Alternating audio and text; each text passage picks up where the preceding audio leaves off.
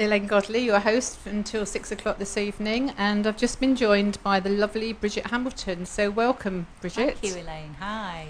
And you were on Radio Nottingham this morning, weren't you? BBC Radio Nottingham. Yes, I was. Yeah, on the Dean Jackson, the Dean Jackson show this morning. Yes, yeah, talking about my favourite subject. Okay, which is sugar. And you're known Sugar as a cravings. sweet ambassador, aren't you, for The Nottingham? sugar ambassador. Sugar that's ambassador, right. Yeah, right. well, I that- introduced you yeah, wrong to that somebody was else today. Dean's description of me. Yeah, because I've actually just joined the Public Health Collaboration, and there's a group of ambassadors that work within that. Okay, so tell us about the this collaboration then. Well, it was set up about 3 years ago, and it's actually been set up by a group of health professionals, doctors, GPs, nurses, practice nurses, and dietitians as well. It's been set up out of the growing need that we have today within the NHS to update the eating advice that people are given, basically. I can't believe I'm hearing this. Is I that know. actually something's going to happen at long last? Yes, and it is happening. It actually is happening, which is the exciting thing, which is really why I wanted to go on Dean's show this morning, to be able to tell the people of Nottingham all about it. They invited me to come and be one of their ambassadors, but they actually have 90 all over the country. And our role, if you like, is to go into the health professionals' arena, such as the GP's surgeries, now that the NICE guidelines have actually been updated so that actually healthcare practitioners can give out whatever healthcare advice they actually deem appropriate as far as eating guides are concerned. So the Eat Well campaign, as we know, or the Eat Well guidelines, I should say. That's the Eat Well plate that we see pictures the of Eat Well everywhere, isn't plate. it? Yeah, in some circles you might call it notorious. Yeah. But yeah, I mean, without getting too political about it, it is what it is. It's not working. I mean, this is the bottom line about the Eat Well guide. And what is quite interesting to me, being a therapist for over a decade and actually advising a very particular way of eating that is now being embraced by healthcare professionals, is that many healthcare professionals themselves actually follow the Eat Well guide as well. They are no better informed than anybody else. So we've got a bit of a job in front of us, and some are more open than others, but we do find that a lot of healthcare professionals are at a point where they want to do something new. They want to be able to provide something new, especially for their patients who are clinically obese, of which, believe it or not, a quarter of the adult population now That's in the is UK. obese. Yeah, a quarter. That's horrific, That's isn't a it? 25% Absolutely. of all adults. Yeah. And I don't even know what an adult is these days. I mean, Well, is it exactly. is it teenage and above? I guess it over would 20? be maybe you'd say over 21, but the actual kind of really really depressing fact is that children are not that far behind. They are not that far behind. You often see chunky families, for want of a better Yeah, description, don't you? yeah. If the parents are chunky, then you'll find that the children will be as well. Yeah, they tend to be, because obviously they just follow their parents' eating habits. What we do know is that the Eat Well guide is being followed by the general public. So it is this Eat Well guide in itself that is flawed and very outdated, very old-fashioned now. So being able now to go in and give new dietary advice for type 2 diabetics more than anything. Type 2 diabetes has increased by 65% in 10 years. 65, that's 65, horrific. it is, isn't it? And of course, these statistics are statistics, but what they don't really show is what the human story is behind all of that. Diabetes is seriously debilitating and is life-threatening. It's actually life-threatening, but it takes away people's independence, it takes away people's ability to enjoy their lives. So this is a massive, it's a massive issue for a lot of people. It really is. So have you actually started as an ambassador now, or is this something that's in the pipeline and we've got a consultation document to go through and 3 years to wait and all that? Oh, no, it starts. You're in it. It starts. You're it. Yeah. I got invited around the spring. I got invited to be an ambassador and then went on the first training that they had a few weeks ago So yeah, just got the training under my belt so that I've got the paperwork and I've got the kind of the protocol to be able to follow to go into GP surgeries. And I actually have got a couple of GP surgeries who are interested, who want to know more, who are open at least to trying something new. And actually we do have now, as you know yourself, so much evidence. There is so much evidence to show that letting go of sugar and processed carbohydrates and upping the fats consequently as well is the way forward for people. It helps every single time. And there's a new piece of research out last week, I think it was, maybe a couple of weeks ago now, to show that low fat diets literally have 0% success rate, and that's in people losing the weight and keeping it off. I remember once you telling me a statistic on these slimming clubs, which shall remain nameless, but suffice to say that they're very big and have been going a number of years in lots of countries worldwide, and the success rate was extremely low, wasn't it? Yeah, it was 3% success rate, which is why people have to keep going, because they don't work, do they? Well, the trouble is, I think it's the way people measure success as well. So a lot of clients will come to me and say, well, I did successfully lose weight, however, I put it all back on again. Yeah. And I would say, well, you wouldn't call that successful, really. You know, the successful weight loss, and actually as a definition of successful weight loss for a statistic, is that you lose it and you keep it off. Yes, yeah. You know, so the trouble is with these weight loss clubs is that people lose weight with them, and they lose weight with their regime, and then they go off and they put the weight back on again, and often then some as well, and then go back to whatever slimming club it is to lose the weight again. But the next time they go back, it's usually a little bit harder. It's not quite so successful. It's not as easy as it was the first time, you know, and they don't generally tend to lose as much, and they have this kind of like holding pattern then over the years where they lose a few pounds and put them back on and lose some more. It's a really depressing little It is. It's a cycle. yo-yo way of existing, isn't it? And it's not nice. Yeah. And as you say, the older we get, our hormones change, our body composition changes, and it does get harder and harder. So it does. Okay, well, let's not be too miserable. Let's have a track now by Pharrell Williams called There's lots. Happy. Oh yes, lovely. And we can talk lots more about this in a moment. So I'm in the studio today with Bridget Hamilton, who runs the Park Hypnotherapy Centre at Cannon Circus in Nottingham. And we're talking at the moment about sugar.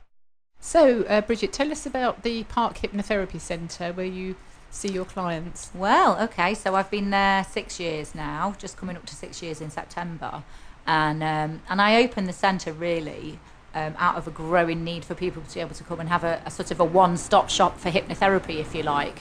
I don't think today, it might be different now, that there are any other clinics where there is a group of hypnotherapists that all work out of the same clinic that specialise in different areas. So we have a therapist who specialises in anxiety.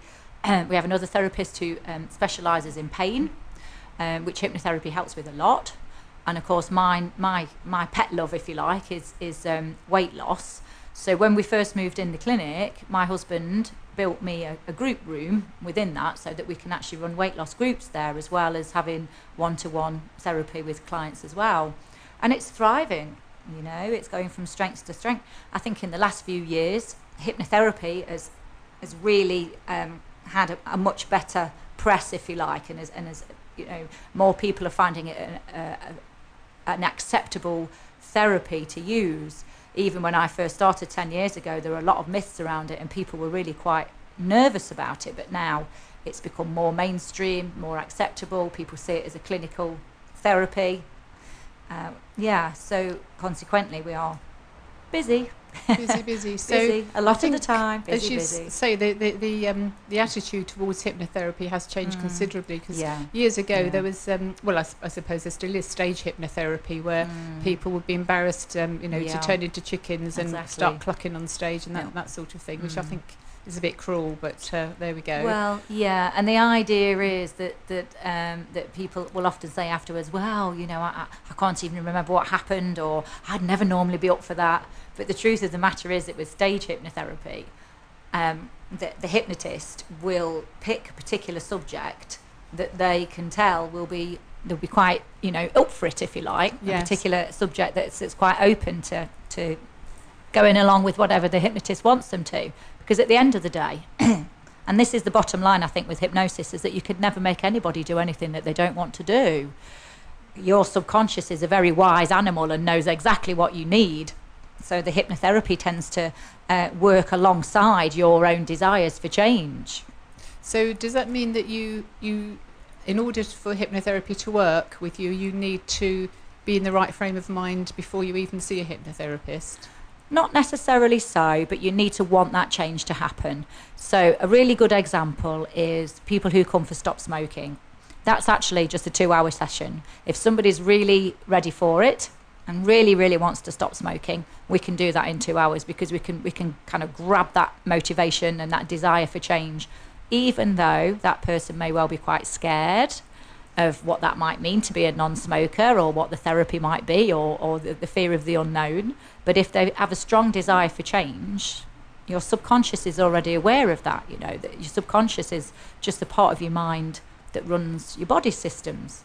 So when it comes to stop smoking, we enlist the help of your subconscious mind to switch off cravings, which happen in your nervous system, actually in your body. But if somebody, say, came and they were coming because their family wanted them to stop smoking and they didn't particularly want to, it wouldn't happen.